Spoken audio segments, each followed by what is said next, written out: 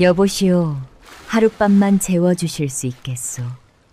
비바람이 세상을 통째로 뒤집어 엎던 밤, 낯선 여인에게 식은 조밥 한 덩이를 말없이 밀어준 그 한 번의 인정 때문에 객가의 가난한 어부는 1년 뒤 수십 명의 왈패에게 애워싸여 제 손으로 얽은 움막 앞에 무릎을 꿇게 되었습니다. 쇠몽둥이가 머리 위로 높이 치켜 올려지던 그 순간까지도 사내는 자기가 재워준 그 여인이 대체 누구였는지 까맣게 알지 못했습니다. 그날 밤 열어준 문 하나가 한 사내의 목숨을 걸고 한 마을의 운명을 뒤집고 한양 장안에서 제일 가는 거상의 집안을 발칵 뒤집어 놓게 될 줄은 그 자신도 그 마을 누구도 꿈에조차 짐작하지 못했지요. 아무 대가도 바라지 않고 베푼 하룻밤의 온기가 한 사람의 인생을 송두리째 바꾸어 놓기도 한답니다. 오늘 들려드릴 옛 이야기가 고단한 마음에 작은 위로가 되기를 바라며 조선 땅끝 갯마을에서 전해 내려온 기막힌 사연을 이제부터 천천히 풀어놓겠습니다. 때는 조선 숙종 임금 무렵 물길이 산악기로 이름난 전라도 해남 땅끝에 덕진포라는 작은 어촌이 있었습니다. 앞으로는 검푸른 바다가 아득하고 뒤로는 야트막한 솔산이 마을을 둘러싼 사람보다 갈매기가 더 많다는 궁벽한 갯마을이었지요. 그 마을 사람들이 저녁마다 모여 앉아 수군거리는 화제가 하나 있었습니다. 갯가 끝 다 쓰러져가는 움막에 혼자 사는 32살 먹은 총각 하나였어요. 차바우라는 이름의 그 사내는 제 앞가림도 못하는 주제에 남의 일에는 제일 먼저 나선다고 온 마을의 입방아에 오르내렸습니다. 저 미련한 놈이 저러다 굶어 죽지. 어미 잃고 애비 잃고도 정신을 못 차렸어. 하고 늙은 안악들이 혀를 찼지요. 젊은 사내들은 바우가 지나갈 때마다 등 뒤에서 낄낄거렸고 어물전 상인들은 그가 짐을 대신 져주어도 고맙다는 말 한마디 없이 눈을 돌렸습니다. 딱하다고 여기는 이는 있어도 대접해주는 이는 하나도 없는 야여. 그런 자리에 바우는 서 있었어요. 바우의 아비는 본래 이 고을 부호 탁씨 집안의 머슴이었습니다. 20해가 넘도록 남의 논밭과 개띠를 하며 뼈가 굽도록 부려지다가 늙어 힘이 빠지자 겨우 면천을 얻어 양민이 되었지요. 그러나 세상에 공짜로 벗겨주는 굴레는 없는 법이었습니다. 면천 문서에 손도장을 찍는 대가로 탁씨 집안의 장리빚을 졌고 그 빚은 아비가 죽은 뒤에도 사라지지 않고 고스란히 아들의 목에 걸렸어요. 아비가 병들어 누웠을 때 약값으로 얻어쓴 쌀며 섬이 해마다 곱쳐지고 또 곱쳐져서 이제는 바우가 평생 바다에 나가도 갚을 수 없는 액수가 되어 있었습니다. 아비가 남긴 유산이라고는 낡은 거룻배 한 척과 손때 묻은 윤도 하나가 전부였어요. 그나마 그 배도 지금은 바다에 띄울 수가 없었습니다. 덕진포 일대의 어정과 소금밭을 죄 소나기에 쥔 부호 탕만춘의 사내들이 한밤중에 몰래 내려와 배 밑창을 뚫고 노와 돛대를 부수어 놓았기 때문이었지요. 그물을 빌려 남의 배를 얻어 타고 나가봐야 잡아온 고기는 열의 아홉이 이자 명목으로 탕만춘의 어물도가로 넘어갔습니다. 며칠째 파도가 사나워 바다를 공친 그날 바우의 부뚜막에는 식은 조밥 한 덩이와 항아리 밑바닥에 남은 짠지 몇 조각이 전부였어요. 그래도 바우는 오늘도 이 험한 세상에서 무사히 하루를 버텨냈으니 그것으로 족하다고 여겼습니다. 밖에서는 지붕의 이영이 통째로 날아갈 듯 비바람이 무섭게 몰아치고 있었지요. 바로 그 시각 먹물을 부어놓은 것 같은 어둠 속을 한 여인이 위태롭게 걷고 있었습니다. 한양 경강나루를 손에 쥔 윤씨 도가의 대행수 28살 윤채옥이었어요. 나룻배와 좋은 선 수십 척을 부리고 팔도에 어물과 소금을 주무르던 조선 제일가는 거상 집안의 손녀였지요. 도가의 실권을 노린 작은 아버지 윤치겸이 사람을 풀어 조카의 목숨을 노렸고, 채옥은 뒤쫓는 칼날을 피해 밤바다에 몸을 던졌다가 조수에 밀려 이 낯선 갯벌까지 떠밀려온 것이었습니다. 윤치겸은 오래전부터 덕진포의 탕만춘에게서 어염 이권의 뒷돈을 받아 챙기며 그의 뒤를 봐주던 거대한 뒷배이기도 했어요. 비단으로 지은 저고리는 지늘게 절었고 값비싼 당에는 굽이 부러진 지 오래였습니다. 온몸이 흠뻑 젖은 채옥은 한 걸음을 뗄 때마다 무릎이 꺾이듯 휘청거렸지요. 눈앞이 아득해지던 찰나, 저 멀리 갯바위 끝에서 희미하게 흔들리는 등잔 불빛 하나가 눈에 들어왔습니다. 채옥은 마지막 남은 정신을 끌어모아 그 불빛을 향해 걸음을 옮겼어요. 이윽고 삭은 널문 앞에 쓰러지듯 다다라 간절하게 문을 두드렸습니다. 여보시오, 안에 니 계시오. 식은 조밥을 막 뜨려던 바우가 화들짝 놀라 일어났어요. 이런 사나운 밤에 이 외진 갯가까지 사람이 찾아올 리가 없었거든요. 바우가 조심스럽게 문을 여니 핏기 하나 없이 창백해진 여인이 비를 그대로 맞고 서 있었습니다. 염치 없는 줄 알지만 하룻밤만 재워주실 수 있겠소. 바우는 선뜻 대답하지 못하고 당황한 낯빛으로 굳어 있었어요. 마을을 통째로 집어삼키려는 탕만춘의 왈패들이 날마다 갯가를 돌며 행패를 부리던 때였습니다. 낯선 사람을 함부로 들였다가 무슨 봉변을 당할지 모르는 일이었지요. 그러나 가쁜 숨을 몰아쉬는 여인의 꼴은 당장이라도 숨이 넘어갈 듯 위태로워 보였습니다. 바우는 짧은 망설임 끝에 문을 활짝 열어주었어요. 우선 들어오시오. 이 비를 맞고 밖에서 버틸 수는 없는 노릇아니요. 채옥은 얼어붙은 몸을 이끌고 좁은 방 안으로 들어섰습니다. 바우는 곧바로 아궁이에 아껴두었던 솔가지를 죄밀어 넣고 불을 지폈어요. 그러고는 단 하나뿐인 마른 무명 수건을 건네주었습니다. 머리부터 닦으시오. 그러다 정말 큰일 납니다. 채옥이 수건을 받아드니 얼음장 같던 손끝에 조금씩 온기가 돌기 시작했어요. 젖은 옷자락에서 빗물이 뚝뚝 떨어지는 동안 바우는 제가 먹으려던 조밥과 짠지 그릇을 슬며시 여인 앞으로 밀어주었습니다. 채옥이 깜짝 놀라 바우의 얼굴을 빤히 올려다보았지요. 이건 그쪽이 드시려던 저녁 아니오. 바우는 멋쩍게 뒷머리를 긁적이더니 짐짓 무심한 척 시선을 돌렸어요. 나는 오늘따라 통 입맛이 없어서 그러오. 채옥은 단번에 그것이 뻔한 거짓말임을 알아챘습니다. 초라한 움막 안을 아무리 둘러보아도 다른 먹을거리라고는 그림자도 보이지 않았기 때문이었어요. 채옥은 조용히 나무젓가락을 집어들었습니다. 식은 조밥이 목구멍을 넘어가는 순간 벼랑 끝까지 내몰린 서러움이 왈칵 북받쳐 올랐지요. 채옥은 한참 동안 묵묵히 밥알을 씹어 삼키고 나서야 겨우 목소리를 냈습니다. 이 신세는 죽어서도 잊지 않겠소. 바우는 사람 좋은 웃음을 지으며 대수롭지 않다는 듯 대답했어요. 신세랄 것이 무에 있소. 비 오는 날 비를 피하게 해주는 건 사람이면 다 하는 일이지요. 채옥은 가만히 고개를 들어 바우의 얼굴을 바라보았습니다. 세상의 가장 밑바닥에서 이렇게 고단하게 살아가는 사내가 어찌하여 처음 보는 자신에게 이토록 다정할 수 있는지 도무지 알 수 없었어요. 그날 밤 바우는 흙바닥에 헌 멍석을 깔고 일찌감치 잠에 들었습니다. 그러나 채옥은 미친 듯이 문풍지를 때리는 바람 소리를 들으며 좀처럼 눈을 감지 못했어요. 그녀는 조심스럽게 젖은 저고리 안점에 손을 넣었습니다.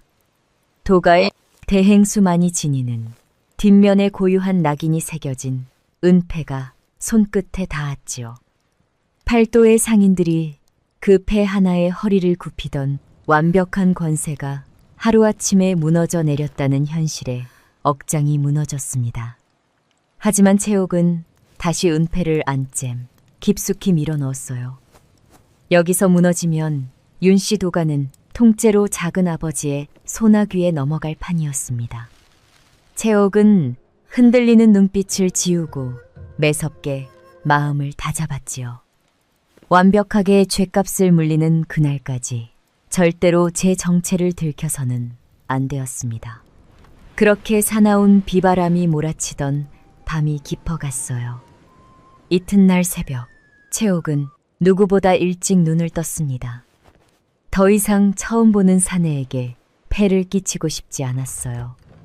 방 한쪽에서는 바우가 얇은 멍석을 덮고 깊이 잠들어 있었습니다. 채옥은 그 모습을 가만히 내려다보았지요. 짧은 하룻밤이었지만 참으로 오랜만에 느껴본 사람의 따뜻한 온기였거든요. 그녀는 봉당 한쪽에 가지런히 놓인 아직 마르지 않은 신을 조용히 집어들었습니다. 고맙다는 인사 한마디 남기지 못하고 소리 없이 널문을 나섰어요. 새벽 바다에는 차가운 해무가 발목까지 자욱하게 깔려 있었습니다. 그런데 갯길을 얼마 걷지도 못해 채옥의 다리가 푹 꺾여 버렸어요.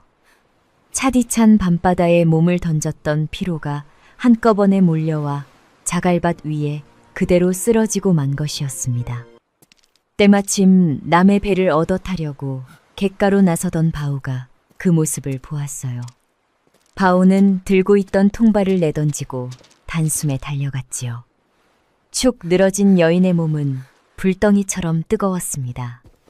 바우는 서둘러 채옥을 업고 다시 움막으로 돌아왔어요. 아랫목에 눕히고 이마에 손을 얹어보니 열이 펄펄 끓고 있었습니다. 바우는 찬물에 수건을 적셔 이마에 얹어주었어요. 수건을 다시 적시기를 수십 번 되풀이하며 밤이 이슥하도록 그녀의 곁을 지켰습니다. 당장이라도 읍내 의원을 부르고 싶었지만 수중에는 약값으로 내놓을 엽전 한 멱이 없었지요. 바우가 발만 동동 구르고 있을 때 채옥이 가까스로 눈을 떴습니다. 의원은 절대 부르지 마시오. 하루만 푹 쉬면 일어날 수 있어. 바우는 선뜻 미덥지 않았지만 그녀의 눈빛이 워낙 단호했어요. 다행히 채옥은 바우가 끓여준 미역국과 더운 물을 마시며 조금씩 기력을 되찾았습니다. 며칠이 지나자 얼굴에 생기가 돌기 시작했지요. 정말 다행이요. 이대로 잘못되시는 줄만 알았소. 채옥은 조용히 고개를 끄덕이며 미소만 지었습니다. 어느 날 저녁 바우가 조심스럽게 물었어요. 통성명도 제대로 못했구려. 함자가 어찌 되시오? 채옥은 잠시 망설였습니다. 자신이 살아있다는 소문이 윤치겸의 귀에 들어가면 그것으로 끝장이었거든요. 그냥 옥이라고만 불러주시오. 바우는 무언가 깊은 사정이 있으리라 짐작했지만 굳이 캐묻지 않았습니다. 며칠 뒤 몸을 추스른 채옥은 가만히 앉아있지 못했어요. 저를 살려준 사람에게 신세만 지는 것이 못내 미안했거든요. 채옥은 탕만춘의 사람들이 엉망으로 꼬아놓은 바우의 어세, 장부와 문권을 하나하나 펼쳐놓고 들여다보았습니다. 팔도에 물알을 주무르던 대행수의 눈썰미가 발휘되는 순간이었지요. 그녀는 곱쳐붙인 이자와 몰래 끼워 넣은 독소 조항을 골라내어 상가지를 놓고 붓을 들어 순식간에 한 장의 표로 깨끗하게 정리해버렸습니다. 내친 김에 헛간 구석에 처박혀 있던 찢어진 그물까지 찾아내어 꼼꼼하게 기워 놓았어요. 개치를 마치고 돌아온 바우는 방 안에 펼쳐진 반듯한 표를 보고 깜짝 놀라고 말았습니다. 아니, 나는 쳐다보기만 해도 머리가 아픈 셈을 어찌 이리 순식간에 다 해놓으셨소? 채옥은 옅게 웃으며 대답했지요. 예전에 사람 많은 곳에서 이런 걸 좀 다뤄봤소. 바오는 더 묻지 않고 그녀가 시키는 대로 문서를 차곡차곡 갈무리했습니다. 며칠 사이 먼지가 수북하던 움막안도 말끔해졌어요. 부서진 어구를 정리하고 어지럽던 살림살이를 가지런히 놓았지요. 한쪽 구석에 방치되어 있던 바오아비의 유품, 낡은 윤도도 꺼냈습니다. 그녀는 정교한 솜씨로 어긋난 침과 굳은 축을 손보아 완벽하게 고쳐놓았어요. 저녁 개띠를 마치고 돌아온 바오는 문 앞에서 걸음을 멈추었습니다. 적막하던 움막이 사람 사는 집처럼 아늑해져 있었고 소반 위에서는 고장났던 윤도의 침이 멀쩡히 돌고 있었어요. 바오는 멍하니 그 광경을 바라보았습니다. 오기낭자, 이걸 다 혼자 하신 것이오. 몸도 다 나았는데 가만히 앉아만 있을 수는 없잖소. 바오에게는 태어나 처음으로 집으로 돌아오는 길이 즐거워지는 순간이었습니다. 그날 밤 바오는 모처럼 깊은 잠에 빠졌어요. 늘 텅 비어있던 자리에 사람의 온기가 도니 메말랐던 마음까지 데워지는 듯 했지요. 하지만 채옥은 이불을 덮은 채 가만히 석가래를 올려다보았습니다. 이 평온하고 따뜻한 시간이 그리 오래가지 못하리라는 것을 직감하고 있었거든요. 검은 그림자가 이미 이 갯마을 쪽으로 조여들고 있었기 때문이었지요. 채옥은 차마 그 지독한 불안을 입 밖에 내지 못했습니다. 채옥이 바오의 움막에 머문 지도 어느덧 여러 날이 지났어요. 어느 날 바오는 채옥이 끼니 때마다 제 밥을 슬그머니 덜어 자기 그릇 쪽으로 밀어두고 있다는 것을 알아챘습니다. 그가 한눈 파는 사이 반찬을 양보하며 조금이라도 양식 걱정을 덜어주려 했던 모양이었어요. 바오는 그 세심한 마음이 도리어 미안해져 봉당 흙바닥 밑에 묻어두었던 비상금을 조심스럽게 꺼냈습니다. 비록 큰 돈은 아니었지만 오늘만큼은 절대 아끼지 않을 작정이었지요. 기력을 회복 중인 사람에게 몸보신이 될 씨암탉 한 마리와 약재 몇 첩을 사다 주고 싶었던 것이었습니다. 바오는 이른 아침 객가 어귀의 단골 주막으로 향했어요. 그런데 바로 그 순간 주막 안쪽에서 험악한 고함이 터져 나왔습니다. 탕만춘의 마름 노팔개가 왈패들을 거느리고 주막의 3월 할멈을 둘러싼 채 윽박 지르고 있었지요. 이달까지 이 자리를 비워주기로 손도장을 찍어놓고 여태 버티면 어쩌자는 게냐. 할멈은 살벌한 사내들 앞에서 두 손을 싹싹 비비며 울먹였습니다. 값도 한 푼 안 쳐주고 당장 나가라니. 이 늙은이는 갈 데가 없네. 왈패 하나가 발길질로 물동이를 걷어차 박살을 내버렸어요. 이웃 상인들은 보복이 두려워 아무도 나서지 못했지만 바오는 끝내 모른 척할 수가 없었습니다. 그는 구경꾼들을 해치고 나가 왈패들 앞을 가로막았어요. 늙은 어르신을 상대로 이게 대체 무슨 짓이오? 너는 또 뭔데 남의 일에 함부로 끼어드느냐? 노팔개가 성을 내며 바오의 가슴팍을 거칠게 떠밀었지만 바오는 한 발자국도 물러서지 않았지요. 결국 화가 난 왈패들이 바오의 멱살을 낚아챘습니다. 무자비한 주먹질과 발길질이 무방비 상태의 바오에게 쏟아졌어요.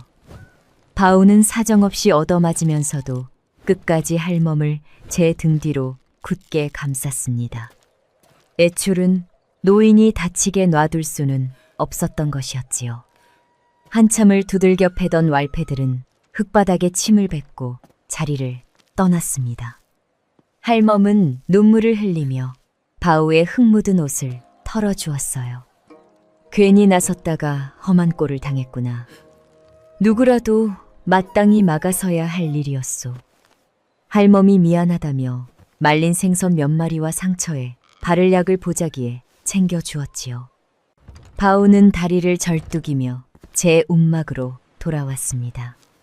문을 열고 들어서자 채옥이 흠칫 놀라며 일어났어요. 얼굴이 대체 왜 이 모양이 된 것이오? 채옥은 한 걸음에 달려와 엉망이 된 상처를 살폈습니다. 바우는 어색하게 시선을 피하며 둘러댔지요. 갯바위에서 미끄러져 살짝 넘어진 것이요. 채옥은 단번에 그것이 뻔한 거짓말임을 알아챘어요. 옷에 묻은 흙먼지보다 뺨에 남은 붉은 멍자국이 훨씬 선명했거든요.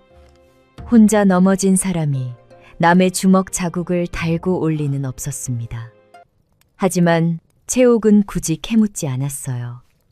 대신 할멈이 챙겨준 약으로 터진 입가를 닦고 부어오른 눈가에 고약을 발라주었습니다.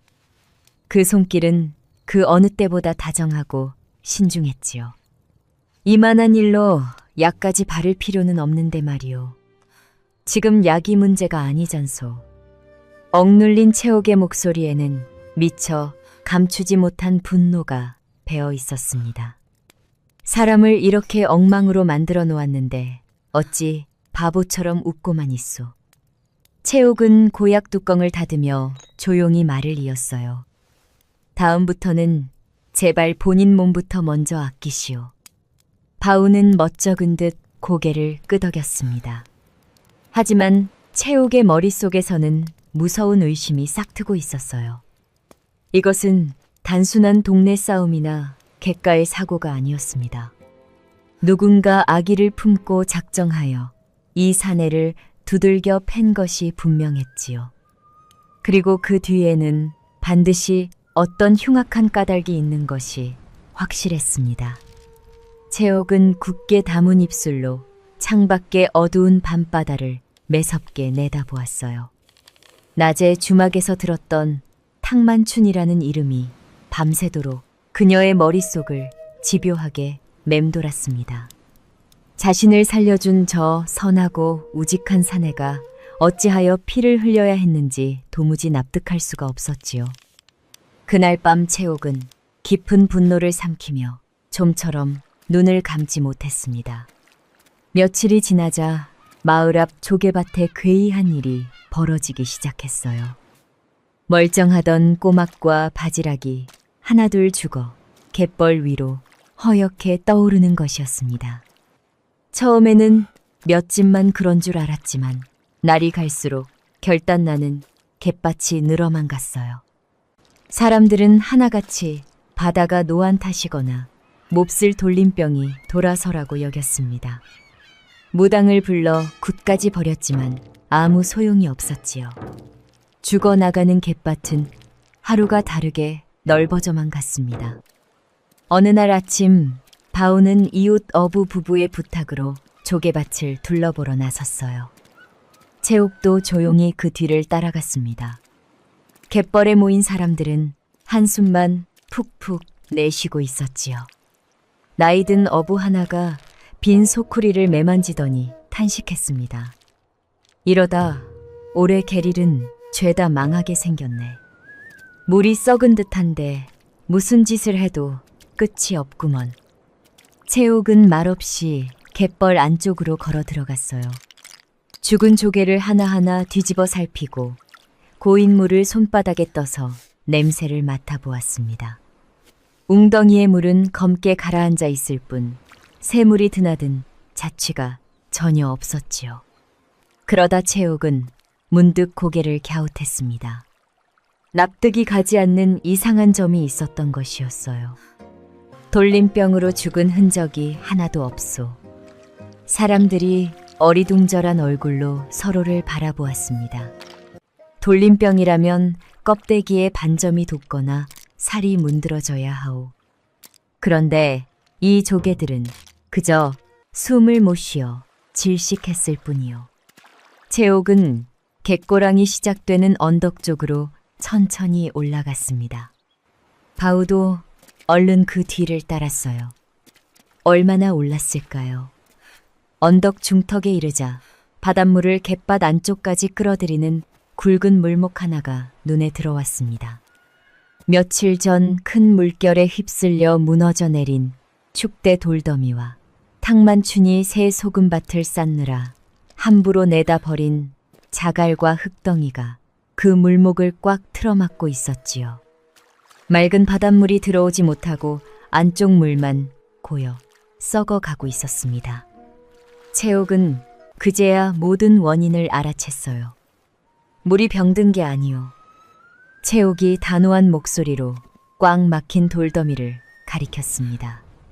깨끗한 바닷물이 들어오지 못해서 갯밭이 통째로 말라 죽어가는 것이요. 사람들은 깜짝 놀라 입을 다물지 못했지요. 채옥은 서둘러 물목 둘레를 걷어내고 갯고랑을 다시 뚫어야 한다고 말했습니다. 바우는 국장 삽과 지게를 챙겨 들었어요. 소문을 들은 마을 사람들도 하나둘 모여들었습니다. 해가 중천에 뜨도록 고된 복구일이 이어졌지요. 무거운 돌덩이를 옮기고 막힌 고랑을 차근차근 걷어 나갔습니다. 바우는 앞장서서 흙을 파냈어요. 땀이 비오듯 흘렀지만 누구 하나 손을 놓지 않았습니다. 채옥은 사람들에게 물길의 생김새를 일러주고 일손을 거들었지요. 이윽고 꽉 막혔던 물목이 뚫렸습니다. 시퍼렇게 살아있는 바닷물이 다시 갯밭을 향해 거침없이 쏟아져 내렸어요. 사람들은 두 팔을 번쩍 들고 환호했습니다. 물이 든다, 새물이 든다. 새 바닷물이 밀려들자 며칠 뒤 죽어가던 조개들이 거짓말처럼 다시 생기를 되찾았어요. 죽어가던 갯밭에 활기가 돌기 시작했습니다. 마을 사람들은 너, 나 할 것 없이 채옥의 손을 붙잡고 고마워했지요. 옥이 낭자가 아니었으면 올해 갯일은 영락없이 끝장날 뻔했소. 어떤 이는 갓 잡은 생선 한 마리를 안겨주었고 어떤 이는 두 손을 맞잡고 연신 고개를 숙였습니다. 그날 저녁 바우와 채옥은 노을이 지는 갯둑을 나란히 걸었어요. 붉게 물든 바다 위로 두 사람의 그림자가 길게 늘어졌지요. 바우는 처음으로 제가 지나온 삶을 담담하게 꺼내놓았습니다. 아비가 돌아가신 뒤로 남은 빚을 죄떠안았소. 어떻게든 살아보려고 갯가에서 닥치는 대로 일만 했지요. 담담한 목소리에는 깊은 피로가 배어 있었습니다. 끼니를 걸은 날도 수두룩했고 한겨울에 땔감이 없어 냉골에서 떨던 밤도 많았소. 채옥은 말없이 그 처절했던 이야기를 들었어요. 그 고단한 세월을 맨몸으로 견디고도 어떻게 이렇게나 선할 수 있는지 채옥은 가만히 바우의 얼굴을 바라보았습니다. 이윽고 채옥도 조용히 입을 열었어요. 나 역시 소중한 분과 멀리 떨어져 있소. 바우가 걸음을 멈추고 물었습니다. 가족이요. 채옥은 잠시 먹먹해진 눈으로 밤하늘을 올려다보았어요. 내게는 세상 무엇과도 바꿀 수 없는 어른이요. 그 이상은 덧붙이지 않았지요. 바우 역시 굳이 캐묻지 않았습니다. 두 사람 사이에는 어느새 굳이 말하지 않아도 통하는 깊은 정이 자라고 있었어요. 채옥은 비로소 깨달았습니다. 이 사내가 어찌하여 그토록 따뜻한 사람인지를 깊이 이해하게 되었지요. 노을이 수평선 너머로 완전히 사라질 때까지 두 사람은 말없이 갯둑을 걸었습니다. 하지만 채옥은 바우가 크게 다쳐 돌아왔던 그날을 여전히 마음에 담아두고 있었어요. 도대체 누가 이 선한 사람에게 폭력을 휘둘렀는지 좀처럼 잊히지 않았던 것이었지요. 어느 날 아침 채옥은 찢어진 그물을 손질하고 있는 바우에게 다가갔습니다. 바우 씨, 그날 주막 앞에서 정말 혼자 넘어진 것이 맞소. 바우는 그물을 손질하던 손을 멈추었어요. 이마에 맺힌 땀을 소매로 닦아내고는 한참을 대답하지 못했습니다. 잠시 후 무거운 한숨을 내쉬었지요. 사실은 아니요. 그리고 바우는 처음으로 탕만춘에 대한 끔찍한 진실을 털어놓았습니다. 그날 나를 때린 자들은 탕만춘이 거느린 왈패들이요. 목소리가 씁쓸하게 가라앉았어요. 탕만춘은 덕진포 일대의 어전과 소금밭을 죄 손에 넣고 막대한 재물을 쥔 부호였습니다. 하지만 결코 정당하게 모은 재물이 아니었지요. 가난한 어민들에게 장리쌀과 고리채를 빌려준 뒤 해마다 곱쳐서 악착같이 받아냈습니다. 그를 모르는 사람들에게는 복잡한 문건과 수표를 내밀어 어전과 배를 통째로 빼앗았어요. 빚을 갚지 못한 사람은 먼 섬의 어장으로 팔아넘겨 평생 머슴살이를 시키기까지 했지요. 마을 사람들은 탕만춘의 이름만 들어도 몸을 떨었습니다. 그렇게 긁어모은 더러운 재물의 일부는 한양의 윤치겸에게 고스란히 상납되었어요. 그래서 고을 관아의 아전이나 포교들도 탕만춘을 함부로 건드리지 못했지요. 억울한 일을 당해도 하소연할 곳이 없소.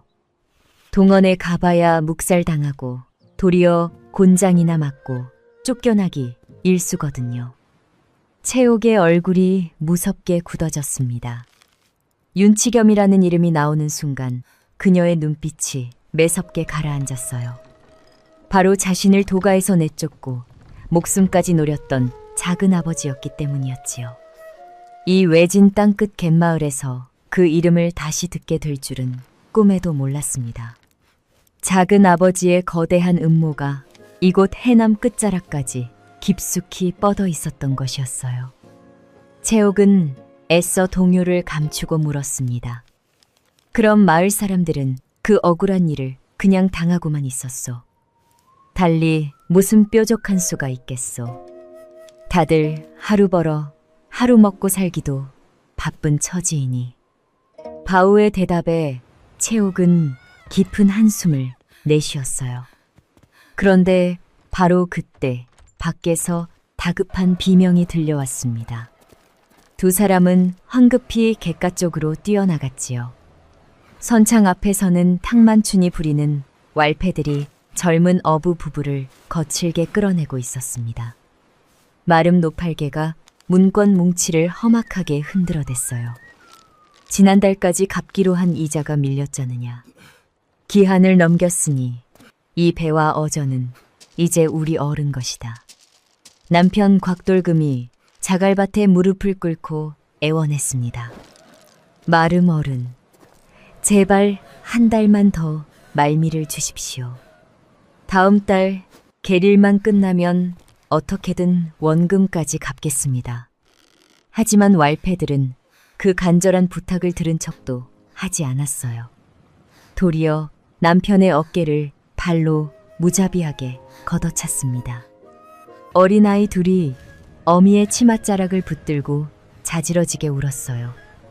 아내 분이는 아이들을 끌어안고 절망적인 얼굴로 고개를 떨구었지요.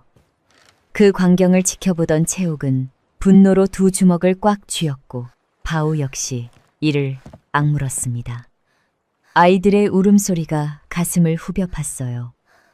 왈패들이 부부를 짓밟고 사라진 뒤 선창에는 무거운 정적만 남았습니다. 바닥에 널브러진 어구들이 그날의 처참한 상황을 고스란히 말해주고 있었지요. 그날 밤 바우의 움막에는 늦도록 등잔불이 꺼지지 않았습니다. 채옥이 단호한 목소리로 먼저 입을 열었어요. 바우 씨, 나는 더 이상 이 꼴을 가만히 두고 볼 수가 없소. 저자들이 내미는 문건이 진짜 법에 맞는 것인지 내 눈으로 직접 확인해야겠소.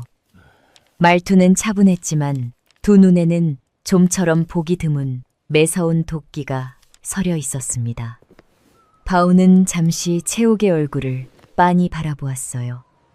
가챔프게만 보이던 여인의 눈빛이 그 어느 때보다 단단하게 빛나고 있었지요. 바우도 천천히 고개를 끄덕이고 대답했습니다. 나도 돕겠소. 우리 마을 사람들이 더는 눈물 흘리는 걸 보고 싶지 않소. 하지만 옥이 낭자, 저자들은 법보다 주먹이 먼저인 인간들이요. 정말로 위험해질 수도 있어. 채옥은 확신에 차서 고개를 저었어요. 주먹보다 무서운 게 문서와 사람들의 뜻이요. 흩어진 증거를 모으면 저들도 절대 함부로 하지 못할 것이요. 바우는 그 말에 가만히 고개를 끄덕였습니다. 두 사람은 그렇게 난생 처음으로 탕만춘에게 정면으로 맞설 결심을 굳혔지요. 이튿날 채옥과 바우는 남몰래 어부 부부를 찾아갔습니다.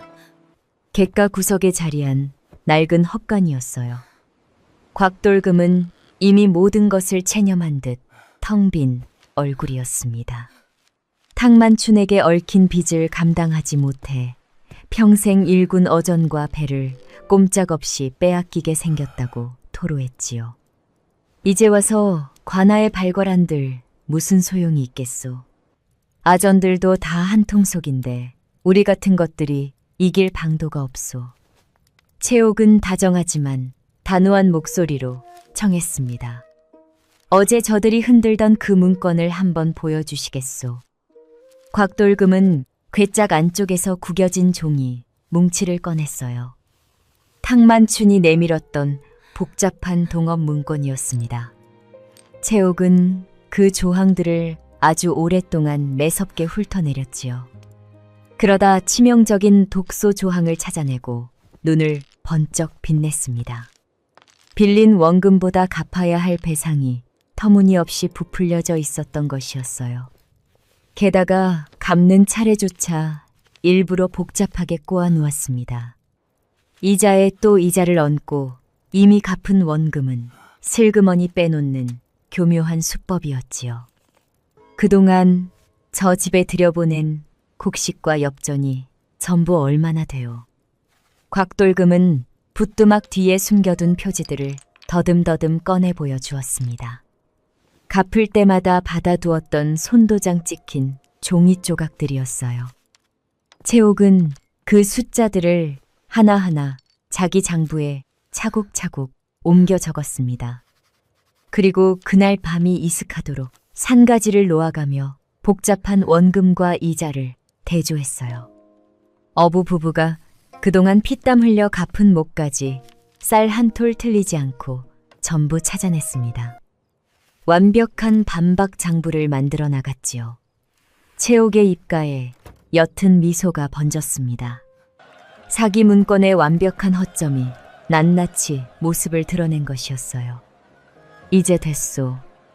내일이면 탕만춘 그자의 모든 거짓이 명백히 밝혀질 것이오. 다음 날 바우는 사람들을 갯가파시 마당으로 불러 모았습니다. 소문을 들은 탕만춘 쪽 왈패들도 슬그머니 모습을 드러냈지요. 채옥은 사람들 앞에서 사기 문건을 활짝 펼쳐 보였습니다. 그리고 복잡한 조항들을 한 줄씩 짚어가며 또박또박 설명했어요. 이 셈은 처음부터 조작된 것이요. 이 부부가 빌린 진짜 원금은 이만큼뿐이요. 채옥은 밤새 적은 장부를 내보이며 꼬아놓은 이자 장사를 한눈에 풀어냈습니다. 사람들이 하나둘 술렁이기 시작했지요. 우리가 여태껏 감쪽같이 속아온 것이로구나. 채옥은 부부가 그동안 달마다 갚아온 내역을 조목조목 짚어주었습니다. 놀랍게도 부부는 원금 대부분을 이미 갚은 상태였어요. 부당하게 뜯어간 이자까지 따져보니 오히려 탕만춘 쪽이 돈을 더 토해내야 할 판이었습니다. 사람들의 눈빛이 달라지기 시작했지요. 탕만춘의 왈패들은 당황해서 어쩔 줄을 몰랐습니다. 이때 바우가 나서서 단호하게 외쳤어요. 보셨소. 이 문건은 사기요. 우리가 그를 모른다고 여태 농락당해 온 것이요. 파시마당의 웅성거림은 거센 분노로 바뀌었습니다. 우리 집도 똑같은 문서에 당했네. 옆집도 억울하게 속은 것 아닌가. 사람들이 하나둘 부부 곁으로 모여들었어요. 왈패들은 험악해진 기세에 눌려 슬금슬금 뒷걸음질을 쳤습니다. 결국 아무런 반박도 못한 채 황급히 달아나고 말았지요. 부부는 최옥의 손을 붙잡고 눈물을 쏟아냈어요. 이 큰 은혜를 어떻게 갚아야 할지 모르겠소. 바오는 그 광경을 지켜보며 가만히 미소 지었습니다. 이 소식은 곧장 탕만춘의 귀에도 들어갔어요.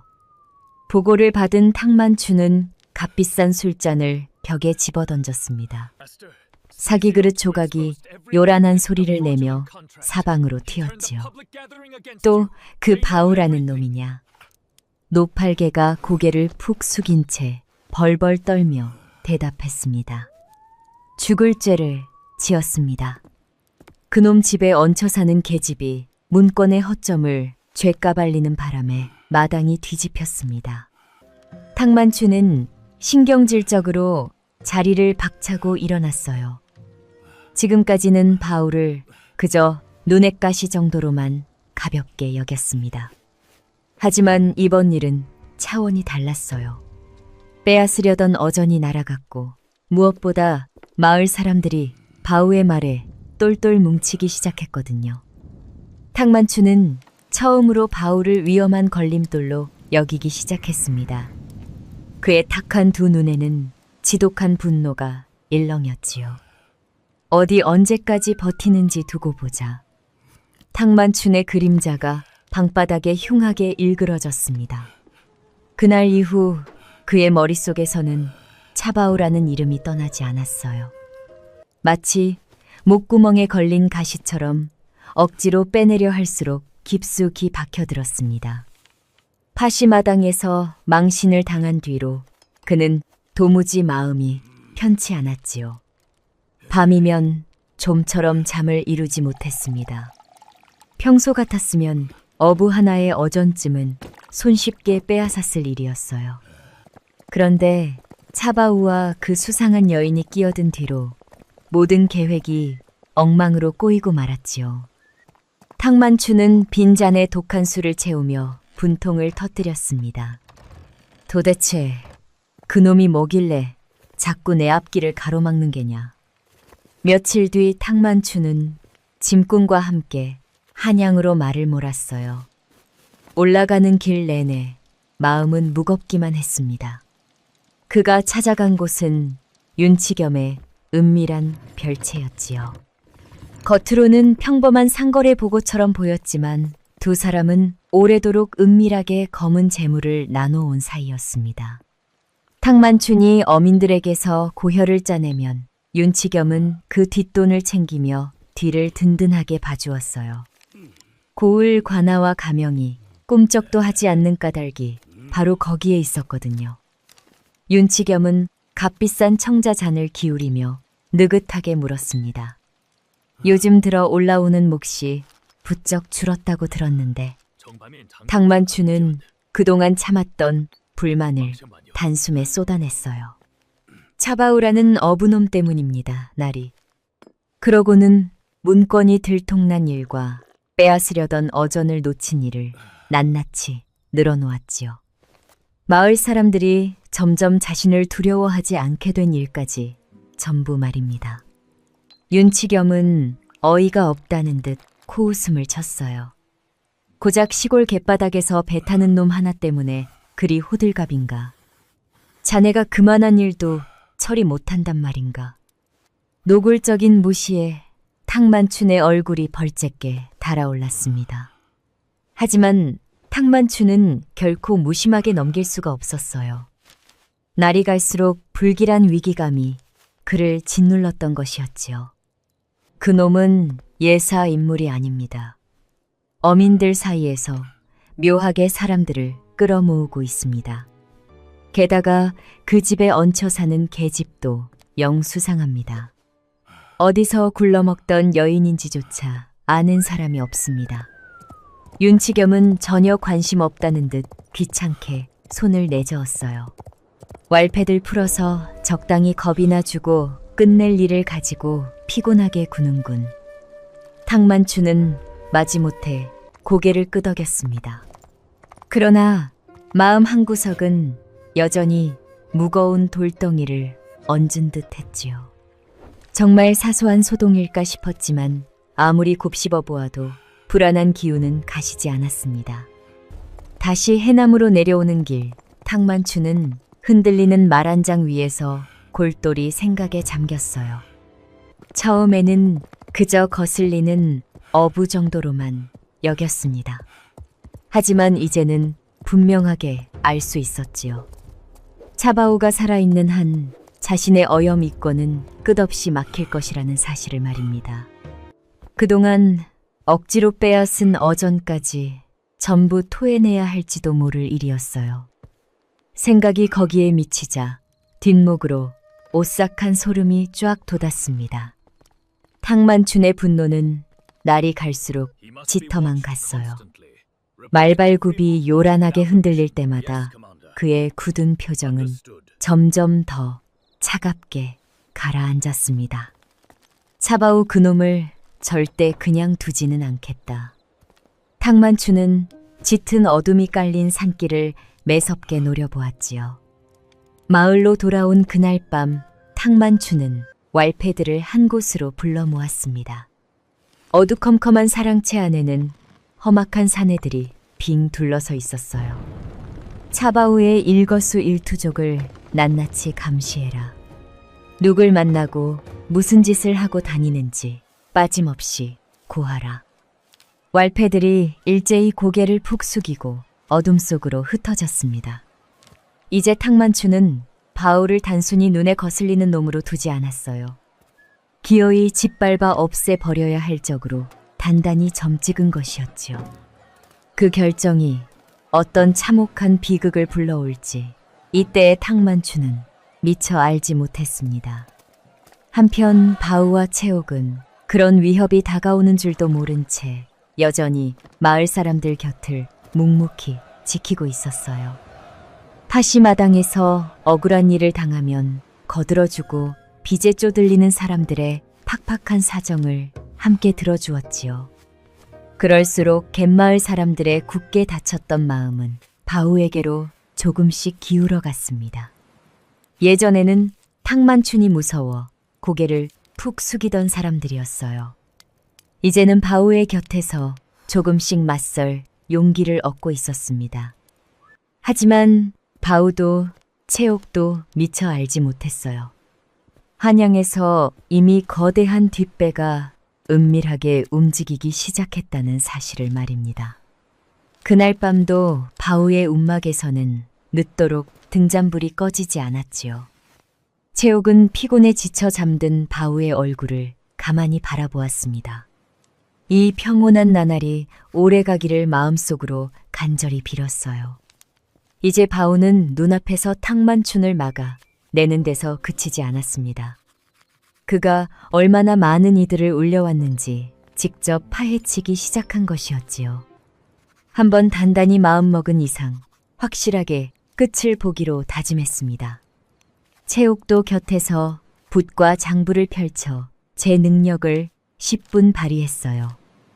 그녀는 피해를 본 사람들의 사연을 꼼꼼하게 기록해 나갔습니다. 언제 장리를 얻었었고 이자는 얼마나 뜯겼는지 정확하게 적었지요. 어떤 억울한 일을 겪었는지도 빠짐없이 종이에 옮겨 담았습니다. 바우는 어물전을 부지런히 돌아다니며 상인들과 가까워졌어요. 처음에는 누구도 선뜻 나서서 입을 열지 않았습니다. 탕만춘 무리의 무자비한 보복이 두려웠던 것이었지요. 하지만 바우는 끝까지 포기하지 않았습니다. 무거운 짐을 대신 져주고 일손이 모자란 주마기를 거들어 주었어요. 비 오는 날에는 좌판에 거적을 함께 덮어주고 무거운 어물 괴짝을 어깨에 메고 날랐지요. 며칠을 그렇게 땀 흘려 발품을 팔아 굳건한 믿음을 쌓아갔습니다. 상인들도 차츰 바우에게 닫혀있던 마음을 열기 시작했어요. 처음에는 눈인사만 나누던 사람들이 나중에는 슬그머니 속내를 털어놓았습니다. 그러던 어느 날 늙은 건어물 상인 배첨지가 조심스럽게 입을 열었지요. 주변을 몇 번이나 살핀 뒤에야 뱉어낸 무거운 말이었어요. 실은 우리 동네만 당하고 있는 게 아닐세. 그 한마디를 시작으로 묻혀있던 추악한 진실들이 줄줄이 드러나기 시작했습니다. 탕만추는 이웃한 여러 포구에서도 똑같은 짓을 벌이고 있었거든요. 장리빚을 부풀리고 거짓 문건을 위조해서 어전을 통째로 빼앗아 갔지요. 심지어 파시의 어물 시세까지 제멋대로 주무르고 있었습니다. 상인들이 헐값에 물건을 넘기면 나중에 몇 곱절 비싼 값으로 되팔아 폭리를 취했어요. 당장 살 길이 급한 사람들은 배를 잡히고 다시 장리를 써야만 했습니다. 탕만춘의 고가는 날로 두둑해졌지만 갯마을 사람들의 삶은 메말라 갔지요. 채옥은 그 참혹한 현실을 빠짐없이 기록했습니다. 피해 액수와 날짜는 물론 억울하게 당한 사람들의 이름까지 똑똑히 적어두었어요. 바우는 또 다른 피해자를 찾아 부지런히 포구를 돌았습니다. 기록이 늘어갈수록 사람들도 조금씩 용기를 내기 시작했지요. 나도 증언하겠네. 더 이상 저놈들한테 당하고만 살 수는 없지. 건어물집 할멈은 강제로 빼앗긴 좌판 이야기를 꺼내며 눈물을 훔쳤습니다. 어떤 안악은 빚 대신 먼 섬으로 팔려간 남편 이야기를 털어놓았어요. 저마다 가슴속에 묻어두었던 기막힌 사연들이 본물 터지듯 쏟아져 나왔습니다. 대놓고 바우의 편에 서는 사람들도 몇몇 생겨났지요. 이웃 포구와 파시 사이로 작은 소문이 은밀하게 퍼져나갔습니다. 차바우가 사람들의 억울함을 문서로 모으고 있다는 소문이었어요. 그 소식은 머지않아 탕만춘의 귀에도 고스란히 들어갔습니다. 보고를 받은 탕만춘의 표정이 무섭게 굳어버렸지요. 왈패 하나가 고개를 푹 숙인 채 눈치를 보며 아뢰었어요. 차바오가 또 피해자들을 만나고 다닙니다. 게다가 그 이야기들을 전부 문서로 남기고 있다고 합니다. 순간 탕만춘의 탁한 눈동자가 심하게 흔들렸습니다. 문서라는 말이 그의 신경을 날카롭게 긁었거든요. 장부와 기록은 곧 완벽한 증거였기 때문이었어요. 단순한 뜬 소문이야 제물로 입을 막아버리면 그만이었습니다. 하지만 글로 남은 기록은 함부로 없앨 수가 없었지요. 만약 그 문서가 가명이나 한양으로 넘어가면 윤치겸과의 뒷거래까지 통째로 들통날 판이었습니다. 탕만추는 생전 처음으로 진짜 두려움을 느꼈어요. 언제 자신의 목을 조를지 모르는 가장 위험한 적이 자라나고 있었지요. 탕만추는 손톱을 물어뜯으며 중얼거렸습니다. 기록이 더 쌓이기 전에 오늘 밤 당장 손을 써야 해. 그의 목소리는 바닥까지 차갑게 가라앉아 있었어요. 그날 밤 탕만춘의 사랑채에서는 험악한 사내들이 분주하게 오갔습니다. 한편 바우의 움막에서는 채옥이 또 한 장의 문서를 마무리하고 있었지요. 이 정도면 관아도 가명도 함부로 부정하지 못할 것이요. 채옥의 목소리에는 조용한 확신이 묻어 있었습니다. 바우도 가만히 종이를 들여다보며 고개를 끄덕였어요. 두 사람은 전혀 알지 못했습니다. 그 기록이 머지않아 거대한 판을 뒤집을 결정적인 덫이 될 줄은 미처 짐작하지 못했거든요. 며칠 뒤 탕만춘의 지시를 받은 왈패들이 한밤중에 은밀하게 움직였습니다. 그들은 왜 국배와 몰래 거래한 은자와 밀무용 물건들을 괴짝제 넉넉히 챙겨두었어요. 누가 봐도 꼼짝없이 목이 달아날 수밖에 없는 치명적인 죄증이었지요. 나라에서 잠상을 얼마나 무겁게 다스리는지 모르는 이가 없었으니까요. 왈패들은 그것을 바우의 헛간 구석에 몰래 숨겨두었습니다. 수법은 아주 비열하고 간단했어요. 관아에 이름 없는 투서를 넣어 치명적인 함정에 빠뜨리는 것이었지요. 앞에서는 선량한 어부 행세를 하던 차바우가 뒤로는 밀무역군 노릇을 했다고 몰아갈 심산이었습니다. 이튿날 아침 포교와 포졸들이 바우의 움막으로 들이닥쳤어요.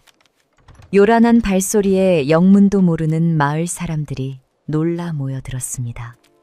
포졸들은 다짜고짜 헛간 문을 열고 안을 뒤졌지요. 아니나 다를까 구석에 쌓인 그물 더미 아래에서 괴짝들이 줄줄이 쏟아져 나왔습니다. 괴짝을 열어 안을 확인하자 바우는 너무나 기가 막혀 어안이 벙벙했어요. 이건 내 물건이 아니오. 나는 태어나서 저런 괴짝을 본 적도 없소. 하지만 뇌물을 먹은 아정과 포교는 바우의 다급한 항변을 귓등으로도 들으려 하지 않았습니다. 버젓이 증거가 나왔는데 어디서 뻔뻔하게 발뺌이냐.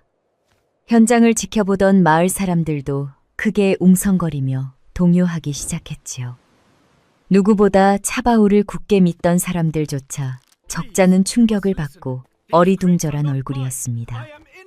바로 그때 뒤에서 지켜보던 채옥이 무언가 수상하다는 것을 꿰뚫어 보았어요. 불과 며칠 전 자신이 직접 그 헛간 안에 찢어진 그물을 죄꺼내어 기워 놓았기 때문이었지요. 그때만 해도 헛간 안에는 오래된 어구들 뿐이었습니다. 하룻밤 사이에 저렇게 엄청난 양의 괴짝이 하늘에서 떨어질 리가 만무했어요. 채옥은 매섭게 눈을 빛내며 조용히 마음을 다잡았습니다. 분명 누군가 차바우를 옥에 가두기 위해 비열한 덫을 놓은 것이 확실했지요. 채옥은 포졸들이 바울을 끌고 돌아가자마자 곧장 갯가 일대를 샅샅이 탐문하며 목격자를 찾아 나섰습니다. 얼마 지나지 않아 밤새 나룻배를 지키던 사공소년 3쇠와 새벽마다 젓갈지게를 지고 다니던 달손을 만날 수 있었어요. 어두운 새벽에 수상한 사내들이 소달구지로 괴짝을 나르는 것을 이상하게 여긴 두 사람이 그중 하나가 흘리고 간 물건을 주워 두었던 것이었지요. 괴짝을 묶었던 끈에 매달린 나무 물표에는 탁시 집안의 낙인이 선명하게 찍혀 있었습니다. 채옥은 얼른 두 사람에게 다가가 조용히 도움을 청했어요. 부탁이요. 억울하게 누명을 쓰고 잡혀간 사람을 위해 그 물표를 들고 증언해 주시오. 두 사람은 탕만춘의 왈패들이 두려워 본능적으로 뒷걸음질을 쳤습니다. 괜히 나섰다가 어떤 험한 꼴을 당할지 모르는 일이었어요. 하지만 채옥의 끈질기고 간곡한 설득에 결국 무거운 고개를 끄덕였지요. 알겠소. 아무 죄도 없는 형님이 저렇게 당하는 걸 그냥 보고만 있을 수는 없지요. 이튿날 고을 동원에서는 강압적인 문초가 벌어졌습니다. 탕만추는 이미 승리를 확신한 듯 동원마당 한쪽 평상에 다리를 꼬고 앉아 차를 마시며 그 광경을 지켜보고 있었어요. 그는 오라에 묶인 바울을 보며 비열하게 입꼬리를 올렸습니다. 그러나 바로 그 순간 채옥이 당당하게 두 증인을 데리고 동헌마당으로 들어섰지요. 탕만춘의 얼굴에서 여유로운 웃음기가 순식간에 증발해 버렸습니다. 사공소년이 먼저 나서서 또박또박 아뢰었어요. 그저께 밤 수상한 사람들이 저 헛간으로 괴짝을 나르는 것을 소인이 똑똑히 보았습니다. 젓갈지게꾼 달손 역시 품에서 나무 물표를 꺼내 내밀며 힘을 보챘지요. 여기 저들이 흘리고 간 물표도 있습니다. 저희 두 눈으로 분명히 보았습니다. 문초를 진행하던 아전들의 표정이 하얗게 질려버렸어요. 탕만춘이 꾸민 치졸한 자작극이었다는 사실이 낱낱이 드러난 것이었습니다. 동헌 밖까지 몰려왔던 마을 사람들은 너나 할 것 없이 풀려난 바울을 따뜻하게 감싸 안았지요. 사랑채로 돌아온 탕만추는 미친 듯이 서한을 걷어차며 고함을 질렀습니다. 바울을 옥에 보내려다 도리어 제 범죄만 온 고울에 떠벌린 꼴이 되었거든요. 당황스러움은 어느새 걷잡을 수 없는 시퍼런 분노로 바뀌어 갔어요. 차바우 이놈을 기어이 산 채로 바다에 던져버리고야 말겠다. 탕만춘의 두 눈은 이전과 다르게 짐승 같은 광기로 번뜩이고 있었습니다. 이제 그에게 남은 방법은 얕은 술수나 뻔한 조작 따위가 아니었지요. 그의 시커먼 머릿속에서는 훨씬 더 잔혹하고 끔찍한 폭력이 편리를 틀기 시작했어요. 탕만춘의 자작극이 들통난 뒤로 며칠이 흘렀습니다. 마을 사람들은 전보다 더 자주 바울을 찾아왔지요. 억울한 사정을 의논하기도 하고 탕만춘에게 당한 사연들을 털어놓았습니다. 이제 갯마을 사람들에게 바우와 채옥은 가장 믿고 의지하는 버팀목이 되어 있었어요. 채옥은 그 이야기들을 기록하면서 점점 더 추악한 뒷배의 진실을 알게 되었습니다.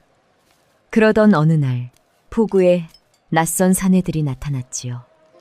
겉으로는 평범한 장사꾼처럼 보였지만 유난히 똑같은 질문을 던지고 다녔습니다. 요즘 이 갯가에서 낯선 여인을 본 적 있으시오? 신분을 감추고 숨어 지내는 젊은 여인을 찾고 있소. 채옥은 골목 모퉁이를 돌다가 우연히 그들을 보게 되었어요. 처음에는 탕만춘이 보낸 왈패들인 줄 알고 황급히 몸을 숨기려 했습니다. 그런데 한 사내가 품에서 무언가를 꺼내는 순간 채옥의 눈빛이 크게 흔들렸지요. 그것은 윤씨 도가의 대방 얼음만이 내리는 고유한 낙인이 새겨진 은패였습니다.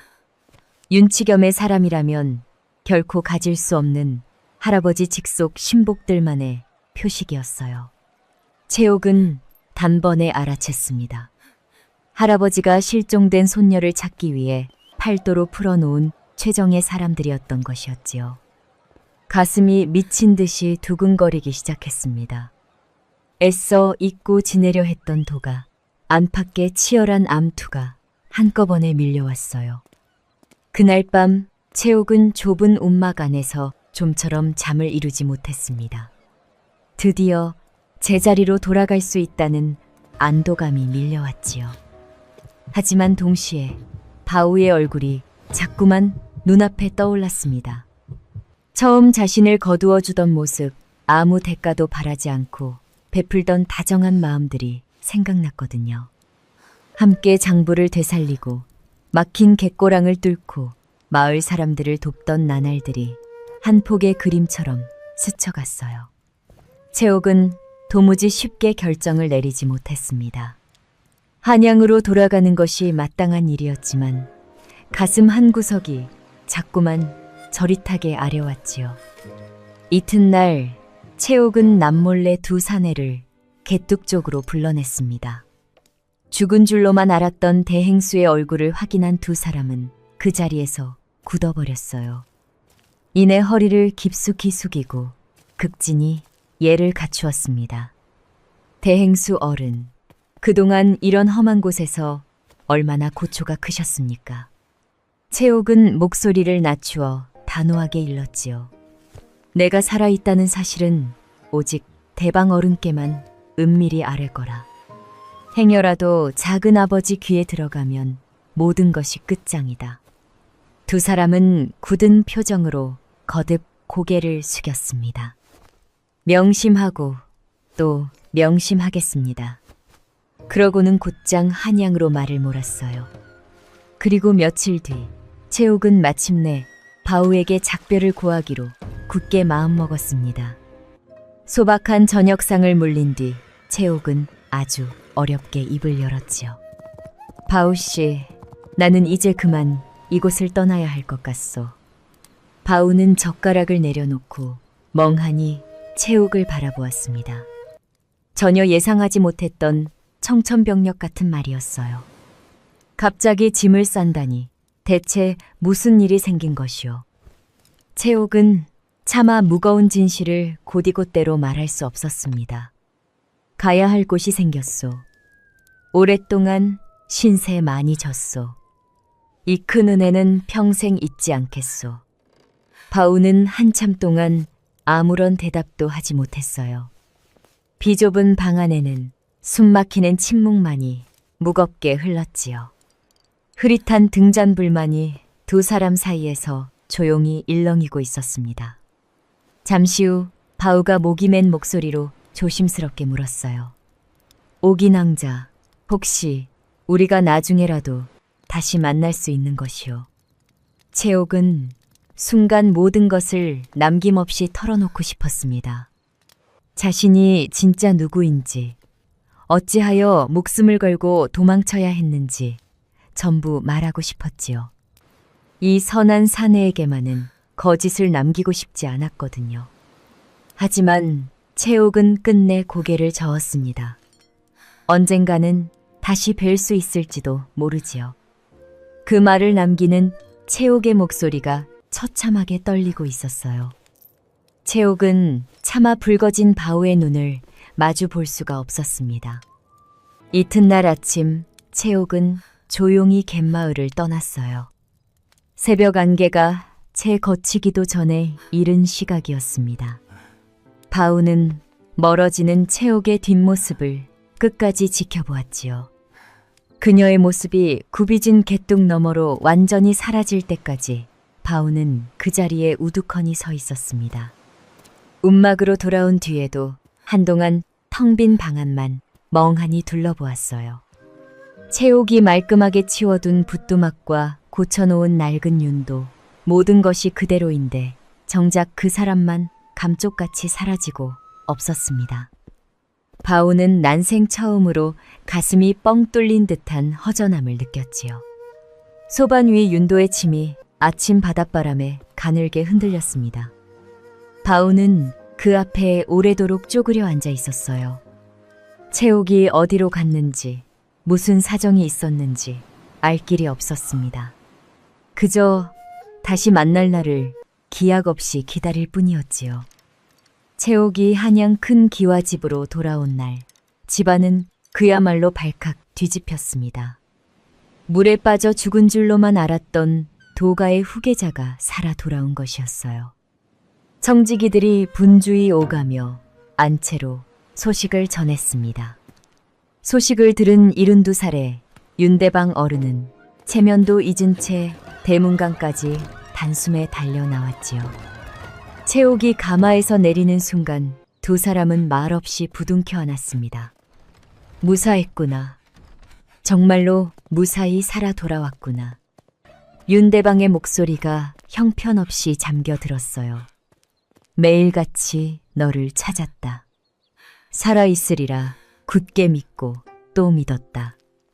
채옥도 그동안 꾹꾹 눌러 참아온 눈물을 터뜨렸습니다. 하지만 소리내어 목 놓아 울지는 않았어요. 지난 한 해에 끔찍했던 고단함이 한꺼번에 와르르 무너져 내렸지요.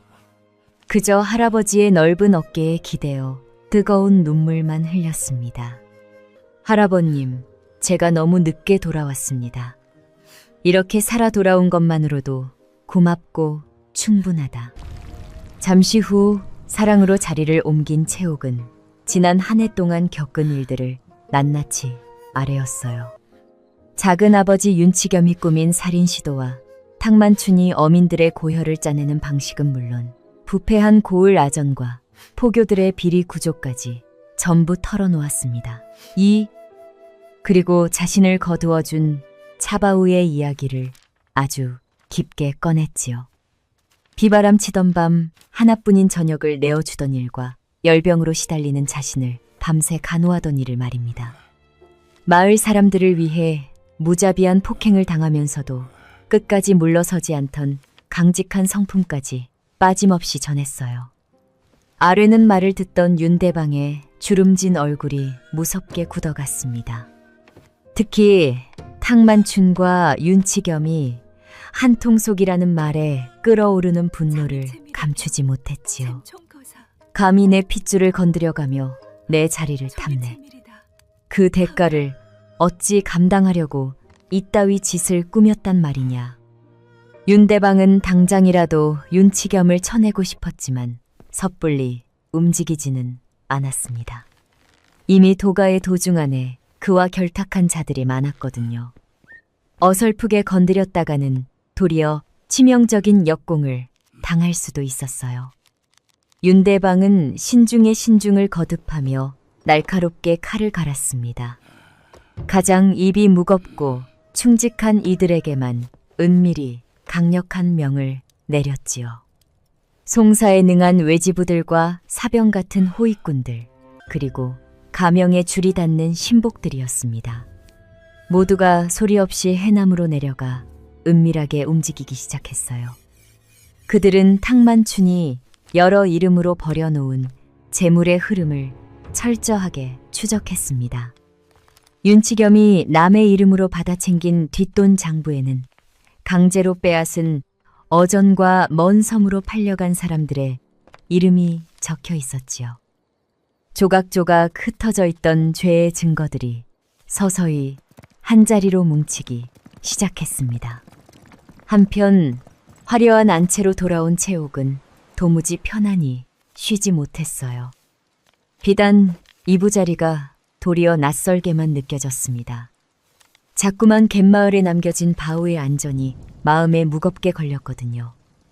궁지에 몰린 자들이 결코 가만히 있지 않으리라는 것을 잘 알고 있었습니다. 벼랑 끝에 몰린 짐승일수록 더 잔인하게 사람을 물어뜯는 법이었지요. 만약 그들이 눈의 가시 같은 바우에게 끔찍한 화풀이라도 한다면 생각만 해도 등골이 오싹해졌습니다. 어느 날 밤 채옥은 할아버지에게 다가가 조심스럽게 입을 열었어요. 할아버님, 한 가지 청이 있습니다. 저를 살려준 그 사람이 다치지 않게 보호해 주십시오. 그이가 없었다면 저는 진작에 죽었을 것입니다. 윤대방은 다정한 눈빛으로 고개를 끄덕였습니다. 아무 걱정 말아라. 내 손녀 목숨을 구해준 은인을 잊을 리 있겠느냐. 너를 살린 사람이면 곧 내 은인이기도 하다. 그러나 채옥의 불안은 쉽게 가시지 않았어요. 저 멀리 갯마을에 홀로 남은 바우의 얼굴이 자꾸만 눈앞에 밟혔습니다. 낮에는 애써 도가 일로 마음을 다잡아도 밤이 되면 불길한 예감이 짙어졌지요.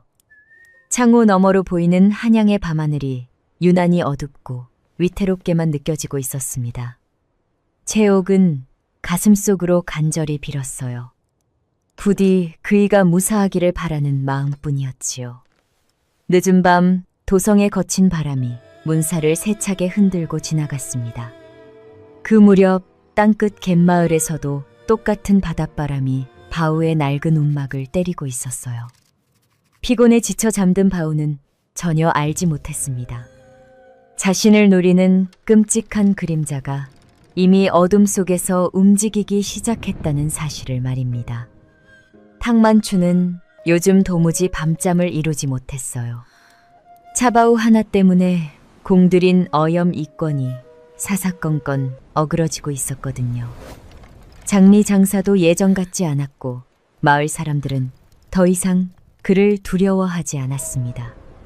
결국 탕만추는 다시 한양으로 올라가 윤치겸을 찾아갔지요. 은밀한 별채에서 마주 앉은 두 사람은 독한 수를 기울였습니다. 탕만춘이 한껏 짜증 섞인 목소리로 답답함을 토해냈어요. 나리, 차바우, 그 자식 때문에 손해가 이만저만이 아닙니다. 동네 것들이 더는 우리를 무서워하지 않습니다. 이대로 두었다가는 마을을 통째로 헐어내고 큰 소금밭과 어물 창고를 올리려던 계획이 싹 다 엎어지게 생겼습니다. 윤치겸은 처음엔 대수롭지 않게 여겼습니다. 고작 촌구석 어부 하나를 두고 또 그 타령인가. 그런데 바로 그때였어요. 급히 달려온 청지기가 안색이 하얗게 질린 채로 방 안으로 뛰어 들어왔습니다. 그는 숨을 헐떡이며 다급하게 아뢰었지요. 나리, 큰일 났습니다. 죽은 줄로만 알았던 대행수 아씨께서 살아 돌아오셨다고 합니다. 순간 윤치겸의 손이 허공에서 딱 멈췄습니다. 들고 있던 술잔이 비스듬히 기울어 술이 쏟아졌지만 알아채지도 못했어요. 탕만춘의 얼굴에서도 순식간에 빗기가 가셨습니다. 윤치겸은 처참하게 떨리는 목소리로 캐물었지요. 채옥이가 그동안 어디에 숨어 있었다는 게냐. 청지기가 더듬거리며 대답했습니다. 전라도 해남 땅끝 어느 외딴 포구 마을에 숨어 지내셨다고 합니다. 그 지명을 듣는 순간 탕만추는 자리에서 용수철처럼 벌떡 일어났어요. 손에 들린 술잔이 요동쳤습니다. 설마 했던 끔찍한 일들이 눈앞에서 하나하나 맞아떨어지고 있었지요. 탕만춘의 이마에 굵은 식은땀이 맺혔습니다. 설마 차바우 집에 얹혀 살던 그 계집이. 윤치겸 역시 충격에 빠져 입을 다물지 못했어요. 잠시 뒤 두 사람은 완벽하게 똑같은 결론에 다다랐습니다. 차바우의 움막에 머물던 그 여인이 바로 윤채옥 대행수였던 것이었지요. 한낮 시골 어부에 다 쓰러져가는 움막에 팔도 제일 상단의 손녀가 숨어 있었다니 생각만 해도 온몸에 소름이 쭉 돋는 것 같았습니다. 그 순간 척추를 타고 섬뜩한 공포가 밀려왔어요. 채옥이 이미 윤대방에게 모든 것을 아뢰었다면 두 사람의 파멸은 시간 문제였습니다. 목이 10개라도 모자랄 엄청난 옥사가 터질 판이었지요. 한동안 별채에는 숨막히는 침묵만이 무겁게 흘렀습니다. 윤치겸은 바닥까지 가라앉은 탁한 목소리로 일렀어요. 더 늦기 전에 오늘 밤 당장 손을 써야 한다. 탕만춘이 떨리는 목소리로 되물었지요. 무슨 말씀이십니까, 나리? 윤치겸은 한참을 아무 말 없이 허공을 노려보았습니다. 그의 두 눈이 얼음장처럼 차갑게 식어내렸어요. 우선 그 차바우라는 놈부터 흔적도 없이 묻어버려라. 그놈이 채옥이와 어디까지 알고 있는지 알 수 없으니 말이다. 그런 뒤에 채옥이도 다시 조용히 사고로 꾸미면 그만이다. 증인도 증거도 통째로 사라지면 관아가 누굴 의심하겠느냐.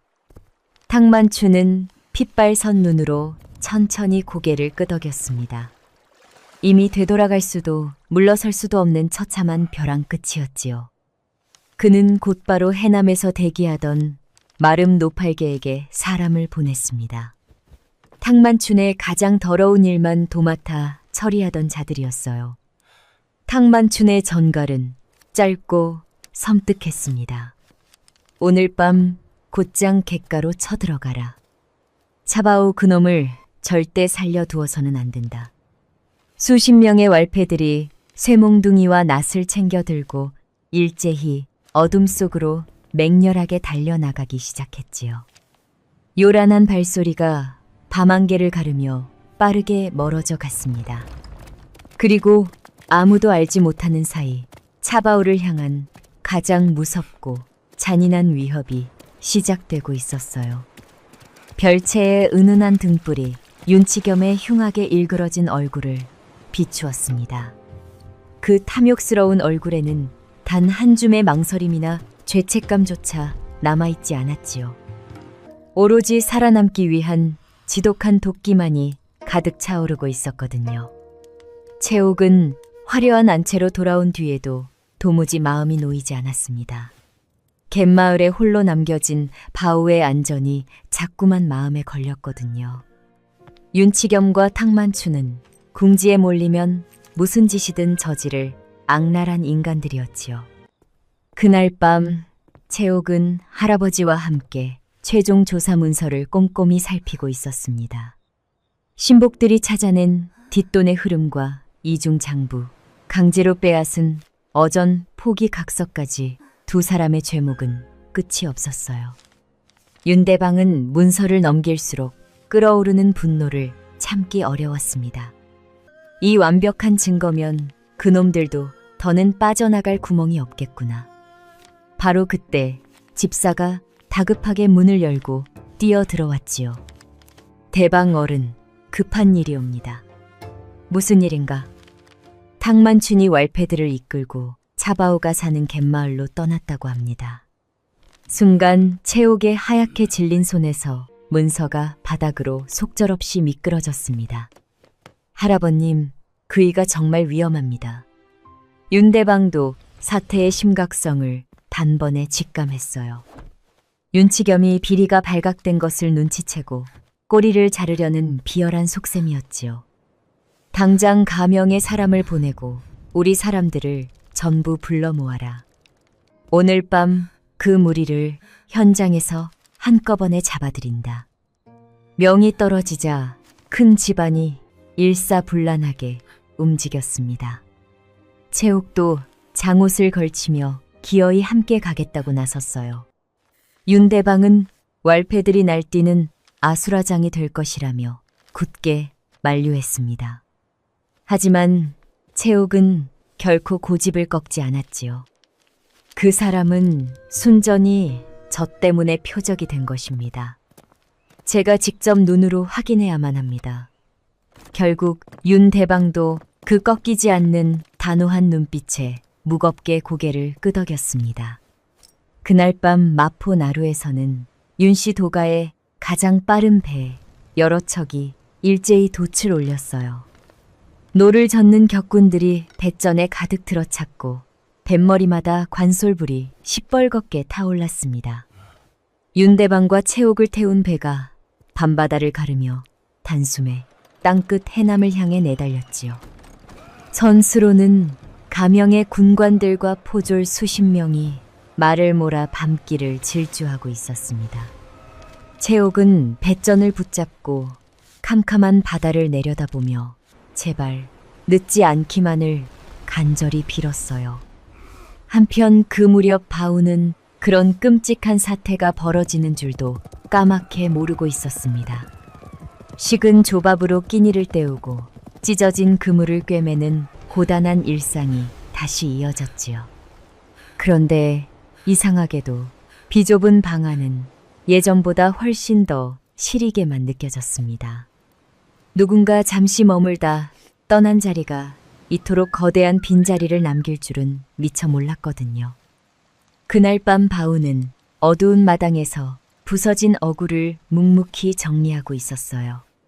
문득 그녀가 정성껏 고쳐서 소반 위에 올려둔 낡은 윤도가 눈에 들어왔습니다. 바우는 자기도 모르게 쓸쓸하고 다정한 미소를 가만히 지어 보였지요. 그런데 바로 그 순간이었습니다. 멀리서 어지러운 발소리가 울리기 시작했어요. 평소와는 사뭇 다른 불길한 소리였습니다. 횃불을 든 사내들이 사방에서 갯가를 에워쌌거든요. 바우는 무언가 단단히 잘못되어 가고 있다는 끔찍한 예감을 느꼈습니다. 그는 서둘러 움막 안으로 들어가 널문의 빗장을 걸어 잠갔어요. 그리고 얼마 지나지 않아 누군가 거칠게 문을 두드렸습니다. 이 야심한 밤에 찾아올 사람은 아무도 없었거든요. 잠시 숨막히는 침묵이 흘렀어요. 바우는 숨을 죽인 채 굳게 닫힌 문을 노려보았습니다. 그러나 다시 한번 문짝이 사납게 울렸지요. 낡은 움막이 통째로 들썩일 만큼 거친 발길질이었습니다. 바우는 천천히 문 쪽으로 다가갔어요. 문 밖에서는 수십 명의 발소리가 어지럽게 들려왔지요. 그때 너무나 익숙한 목소리가 흘러나왔습니다. 차바우. 순간 바우의 얼굴이 딱딱하게 굳어버렸어요. 다름 아닌 탕만춘이었습니다. 문 밖에는 수많은 왈패들의 그림자가 어둠 속에 도사리고 있었지요. 시퍼렇게 날이 선 쇠몽둥이가 횃불에 무섭게 번뜩였습니다. 바우는 문고리를 잡은 손에 꾹 힘을 주었어요. 이제 더 이상 도망칠 곳도 숨을 곳도 없었지요. 얇은 널문 하나를 사이에 두고 위태로운 생사가 갈리고 있었습니다. 문 밖에서 탕만춘의 음성이 들려왔어요. 좋게 말할 때 문 열어라. 아니면 당장 부수고 들어가겠다. 상황이 심상치 않음을 짐작한 바오는 결국 굳게 닫힌 문을 열었습니다. 문이 열리자 탕만춘과 험악한 왈패들이 일제히 모습을 드러냈지요. 마을 사람들도 멀찍이 서서 불안하게 지켜보고 있었습니다. 다들 무서워서 나서지는 못하고 발만 동동 굴렀어요. 탕만춘은 천천히 입을 열었습니다. 그 계집 말이다. 내 집에 얹혀 살던 그 계집. 바오는 눈도 깜짝하지 않고 담담하게 되물었어요. 그게 대체 왜 궁금하시오? 탕만춘은 험악하게 눈을 가늘게 떴습니다. 정말 모른단 말이냐? 정말이요. 탕만춘은 다짜고짜 바우의 멱살을 억세게 움켜쥐었지요. 거짓말 마라. 그 계집이 한양 윤씨 도가의 대행수 윤채옥이었잖느냐. 순간 바우의 눈동자가 크게 흔들렸습니다. 대행수라는 말은 난생 처음 듣는 놀라운 소리였거든요. 복잡한 문권의 독소 조항을 짚어내고 산가지를 능숙하게 놓던 솜씨, 그 당당한 태도까지 어느 것 하나 평범한 여인의 것이 아니었습니다. 이제야 그 모든 것이 하나로 딱 맞아떨어졌어요. 하지만 이미 늦었지요. 탕만춘의 호령에 왈패들이 흙 묻은 발로 우르르 몰려 들어갔습니다. 문살이 박살나고 세간이 엎어지면서 방이 온통 뒤집혔어요. 채옥이 가지런히 정리해둔 살림이 순식간에 엉망이 되었습니다. 바우는 온몸으로 막아서려 했지만 곧 붙잡히고 말았지요. 양팔을 붙들린 채 차가운 흙바닥에 무릎이 꺾였습니다.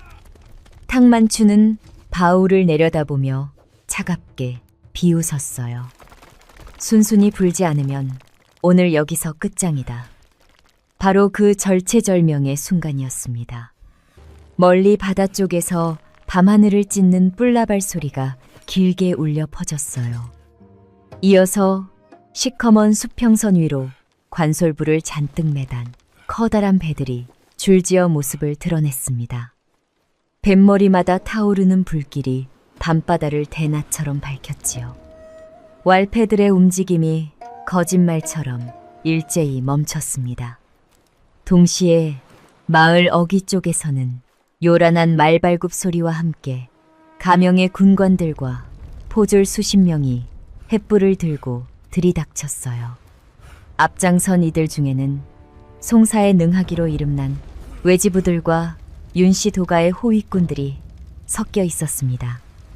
탕만춘의 왈패들은 들고 있던 쇠몽둥이를 떨어뜨린 채 우왕좌왕했지요. 탕만춘의 얼굴이 백지장처럼 하얗게 질려버렸습니다. 설마. 이윽고 큰 배의 사다리가 내려지고 윤대방 어른이 압도적인 위엄을 뿜어내며 갯벌 위로 내려섰어요. 마을 사람들이 깜짝 놀라 뒷걸음질을 쳤습니다. 그리고 그 뒤에서 너무나 눈에 익은 여인이 천천히 걸어 나왔지요. 바오는 두 눈을 크게 떴습니다. 아니, 오기낭자. 채옥은 다정한 미소를 지어 보였어요. 오랜만이요, 바우씨. 바우는 그만 말문이 턱 막혀버리고 말았습니다. 다 쓰러져가는 움막에 얹혀 살던 그 여인이 팔도 제일 상단의 대행수였다니요. 도무지 믿기지 않는 광경이었지요. 탕만춘과 뒤늦게 소식을 듣고 밤길을 달려내려온 윤치겸은 그 자리에 꽁꽁 얼어붙었습니다. 마지막 희망마저 처참하게 무너진 것이었어요. 외지부들이 단호한 표정으로 나섰습니다. 여러 이름으로 감춰둔 재물장부, 강제로 빼앗은 어전 포기각서, 위조된 문건과 뒷돈을 받은 명세까지 모든 죄가 낱낱이 드러났지요. 윤대방의 불호령이 갯벌을 쩌렁쩌렁 울렸습니다. 내 핏줄을 건드리고 힘없는 사람들의 고혈을 빨아먹은 죄, 결코 용서할 수 없다. 그 끔찍한 짓거리에 대한 대가를 오늘 뼈저리게 치르게 될 것이다. 곧바로 군관들의 포박 명령이 떨어졌어요. 탕만춘이 오라에 묶인 채 미친 듯이 발버둥치며 끌려갔습니다. 이럴 수는 없다. 당장 이거 놓아라. 탕만춘은 악을 썼지만 소용이 없었지요. 윤치겸 역시 재물을 빼돌린 죄와 사람을 시켜 조카를 죽이려 한 죄로 그 자리에서 붙잡혔습니다. 평생 누려온 권세가 한순간에 먼지처럼 무너졌어요. 마을 사람들은 그동안 맺혔던 원한을 쏟아냈습니다. 누군가는 참았던 눈물을 흘렸고 서로를 끌어안고 기뻐했지요.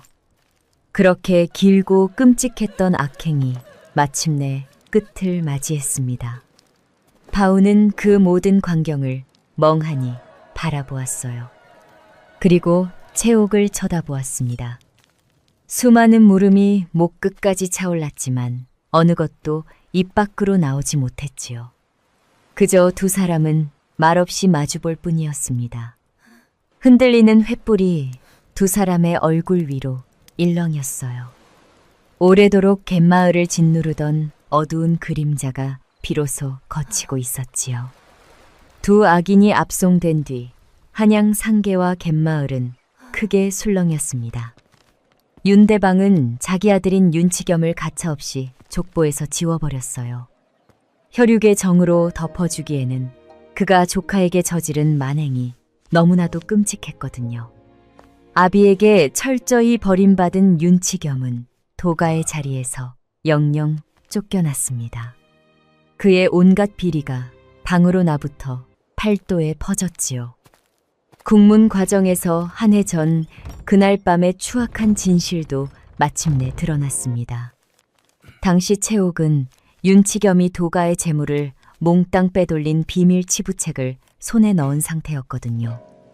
이튿날 도중 회합에서 그 엄청난 비리를 터뜨리려 하자 궁지에 몰린 윤치겸이 급하게 사람을 풀어 밤길에 말에서 떨어진 사고로 위장한 살인을 지시했던 것이었지요. 이 모든 끔찍한 악행이 온 세상에 밝혀지며 윤치겸은 결국 국법이 정한 가장 무거운 형벌을 받게 되었습니다. 탕만춘의 어물도가 역시 산산이 흩어졌고 숨겨둔 재물도 모조리 몰수당했어요. 빼앗겼던 어전과 배들은 전부 원래 주인들에게 돌아갔습니다. 빚 대신 먼 섬으로 팔려 가 머슴살이를 하던 가장도 무사히 가족의 품으로 돌아왔지요. 사기 문건에 소를 걸었던 젊은 어부 부부도 재산을 되찾았습니다. 파시마당에는 다시 흥정하는 목소리가 활기차게 오갔고 포구에는 만선의 깃발이 넘실거렸어요. 사람들의 얼굴에 다시 환한 웃음꽃이 피어났습니다. 며칠 뒤 바우는 한양 윤씨 도가로 초대받았어요. 평생 도성 문턱조차 밟아본 적 없는 그였지요. 널따란 대청과 수많은 행수들 앞에서 바우는 잔뜩 긴장한 채 윤대방 앞에 섰습니다. 윤대방은 인자한 미소를 지으며 입을 열었어요. 자네 덕분에 세상에서 가장 소중한 손녀를 되찾았네. 자네가 베푼 큰 은혜를 결코 잊지 않을 걸세. 곁에 선 채옥도 다정하게 미소 지었지요. 정말 고맙소, 바우씨. 비바람 치던 그 밤에 문을 열어주지 않았다면 나는 아마 이 자리에 없었을 것이오. 바우는 멋쩍게 고개를 숙였습니다. 나는 그저 비 맞는 사람을 모른 척할 수 없었을 뿐이요. 윤대방은 그 소박한 대답에 크게 흡족해했어요. 그는 대를 물려내려온 장리빛 문서를 바우가 보는 앞에서 불태워 버린 것은 물론 새로 지은 튼튼한 배 한 척과 볕 잘 드는 기와집 한 채를 내주었습니다. 바오는 극구 사양했지만 윤대방의 굳은 뜻을 꺾을 수는 없었지요. 갯마을 사람들에게도 어물을 제값에 넘길 수 있는 큰 도가와 창고가 들어서면서 생계가 확실히 보장되었습니다. 온 마을이 윤대방 일가의 전폭적인 도움에 깊이 감사했어요. 이후로 평화로운 한 해의 시간이 훌쩍 흘렀습니다.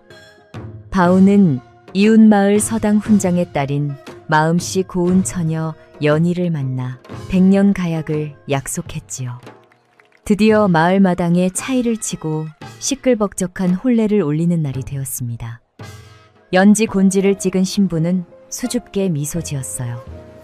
바오도 모처럼 어두운 짐을 벗고 활짝 웃음꽃이 피어났습니다. 거친 파도와 싸우며 외롭던 그에게 드디어 따뜻한 가족이 생기는 날이었지요. 혼례가 끝나고 마을 잔치가 한창 무르익을 무렵 한양에서 짐수레와 말들이 도착했습니다. 윤대방과 채옥이 보낸 엄청난 축하 선물이었어요. 좋은 세간과 값비싼 비단이 가득 실려 있었지요. 한양 대방 어른이 직접 선물을 보내시고 이 사람 바오가 아주 제대로 출세했네. 바오는 쏟아지는 덕담에 사람 좋은 웃음을 지을 뿐이었습니다. 신부도 영문을 몰라 눈을 동그랗게 떴어요. 바오는 사랑하는 아내에게 한 해 전 비바람 치던 밤에 꿈 같은 인연을 천천히 들려주었지요. 그날 밤 바오는 새 기와집 마루에 홀로 섰습니다. 조용히 밤하늘을 올려다보며 그날 밤을 떠올렸어요. 널문을 다급하게 두드리던 목소리가 귓가에 맴돌았지요. 여보시오, 염치 없는 줄 알지만 하룻밤만 재워주실 수 있겠소. 그때는 정말 미처 알지 못했습니다. 우연한 하룻밤의 인연이 자신의 팍팍한 삶을 통째로 바꿔놓을 줄은 상상도 못했거든요. 그 가엾은 여인이 팔도 제일 상단의 대행수였다는 사실도 기적과 같은 일이었습니다. 바오는 마루 한쪽에 놓인 낡은 윤도를 내려다보았어요. 채옥이 꼼꼼하게 고쳐두었던 아비의 하나뿐인 유품이었지요. 윤도의 침은 이제 어김없이 북쪽을 가리키며 밝은 앞날을 응원하고 있었습니다. 바오의 투박한 입가에 아주 편안하고 따뜻한 미소가 부드럽게 번졌어요. 같은 시각 한양의 넓은 누마루에서도 채옥이 나란히 미소 짓고 있었지요. 채옥은 멀리 남녘 하늘을 바라보며 그 갯마을의 착한 사내가 부디 행복하기를 빌었습니다. 비바람 치던 밤 낯선 사람에게 베푼 따뜻한 밥 한 덩이가 결국 한 사람의 목숨을 구하고 악인들을 끌어내렸습니다. 아무 조건 없는 선행 하나가 거대한 기적으로 되돌아온 것이었지요. 선한 사람은 그만한 복을 받고 악한 사람은 그만한 죗값을 치렀어요. 하늘의 셈은 언제나 그렇게 엄정한 법이었습니다. 고요한 덕진포의 밤하늘에는 유난히 맑은 별빛이 아름답게 반짝이고 있었습니다. 오늘 준비한 가슴 따뜻한 옛 이야기는 여기까지입니다. 대가 없이 건넨 작은 친절 하나가 기적 같은 축복으로 돌아온 것처럼 우리 삶 속의 묵묵한 다정함들도 언젠가는 큰 선물이 되어 돌아올 것이라 생각합니다. 영상 끝까지 함께 해주셔서 진심으로 감사드리며 여러분이 남겨주시는 따뜻한 응원의 댓글과 구독, 좋아요는 제가 밤낮으로 좋은 이야기를 고민하게 만드는 가장 큰 힘이 됩니다. 오늘도 즐겁고 행복한 하루 보내시길 바랍니다.